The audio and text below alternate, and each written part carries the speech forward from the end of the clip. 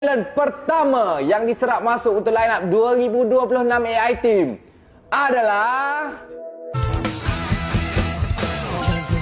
Jangan main mata, nanti jatuh cinta, angaukan melanda. Soal talent permanent yang kedua untuk line up AI Team 2026. Dipersilakan.